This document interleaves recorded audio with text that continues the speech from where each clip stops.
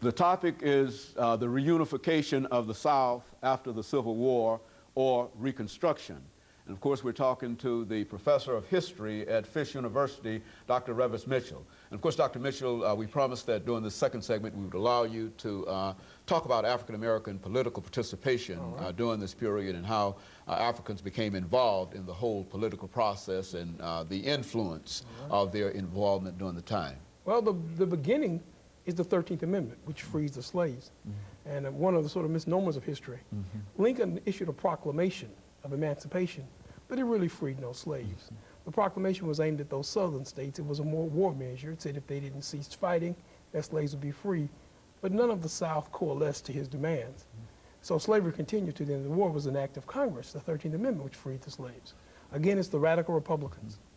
And as wonderful an act as freeing the slaves was, it was also a way of saying to the South that these people who you've held, these people who much of your economy is based upon, and slavery was an economic activity, are now free. The 14th Amendment will make them citizens of the United States. And then amendments follow, the 15th and whatever, and they're given the vote. Again, as wonderful as the act was, as marvelous as it was, it's also a continuation of that struggle between the North and the South. Suddenly, this Congress, still seen as Northern because the Southern states have been reconstructed, goes in and provides the vote. It puts together a whole new electorate in the South, a large population, which for a brief period of time, the late 1860s, will control the Southern vote.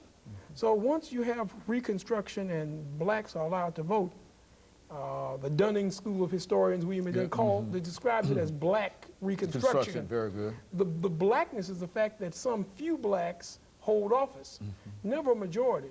One interesting political point, though, once black people have the vote, once those former slaves and many of those free blacks who were never slaves have the vote, they aren't terribly punitive. We don't find during black Reconstruction blacks demanding any punishment of the South.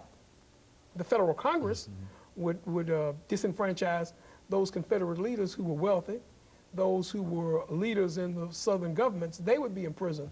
But it wasn't acts of black legislatures. It would, in fact, throughout the South, during black Reconstruction, you really find a time when black members of state legislatures, black members of city councils and all, will reestablish and rebuild the South.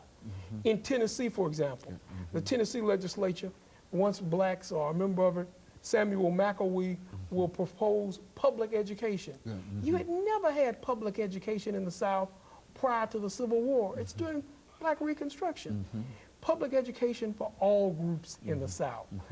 Certainly this meant for the former slaves a chance, the greatest chance for education. When blacks vote at national elections, they will send 2 senators. And it was only during this political time that we will have 2 black members of the Senate, Hiram Revels and Blanche Kelso Bruce, out of Mississippi. And again, they put forth very progressive legislation. It's under Kelso Bruce that we see the establishment of public education and public colleges in Mississippi. The University of Mississippi is strengthened, but there's also the creation of Alcorn, AMN. There's also the creation of colleges for African Americans. We see schools and hospitals. So during this period, even though there's chaos, we find valuable assistance by African Americans to the American dream.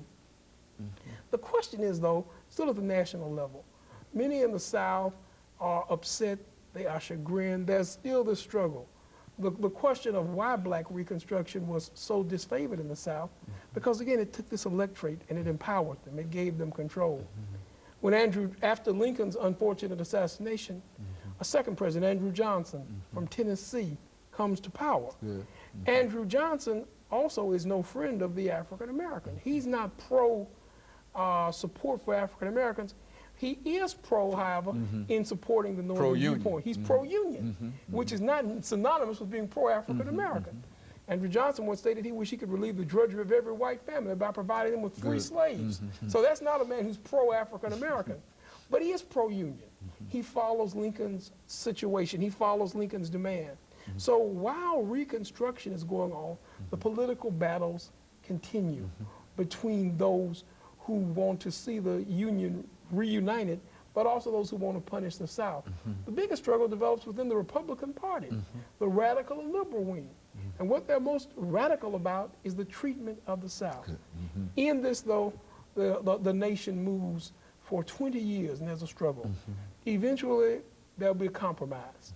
Politically, the compromise will be the removal of federal troops from the South. The Union is reunited, but the African-American vote is gradually disappearing. New legislatures begin to put in new rules. There are no troops left in the South to make sure that African-Americans can vote. Intimidation becomes a part of the political process. Voters are intimidated. Voters are outright not allowed to vote. Voting precincts, voting records are not kept. Votes are cast in African-American precincts, and eventually the great hope of the Civil War diminishes. And so when you talk about the military rule of the South, explain that, because I think what you're saying here is that for a time, after the war, that the military, the national military, That's right, actually controls and rule. Talk about they this. occupied the South. Now, what are you saying Here there? in Tennessee, the general in charge was Clinton B. Fisk. Consequently, when a school is opened, it's named after a general. But they occupy the South. They treat it as conquered territory. Southerners are treated as those who were defeated in war. The great irony is that the two national leaders, Lincoln and Johnson, didn't want to alienate Southern voters. They hoped for reunion, but you couldn't have that. So the main point that Southern leaders want in this period of Reconstruction, the first most visible sign of reunion they want is the removal of federal troops. But once those troops are removed, who is going to protect the former slaves? Now, did these troops actually protect the slaves while they were there? I mean, what was the relationship between They protected the federal government's interest. Many of them oversaw the construction of railroads. Consequently, here in Nashville, you have a Union station built by the Union Army. One of the desires of the Army was to facilitate the railroads so the South could be brought back into business and businesses. And there was a great amount of money in rebuilding the South. Important northern companies make that money.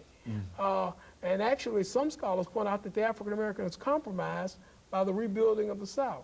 The North and the South come together again on economic interest. And so this was really a critical period. Now, we often talk about critical periods in American history, but this was really a critical period that finally introduced the African American into the politics of the South. And the period after Reconstruction is constantly referred to as the development of the New South. We need to look at what's really so new about this South. Okay, very good. And of course, let us take this second commercial break, Dr. Mitchell, and we'll be back with our audience following this very, very short commercial break.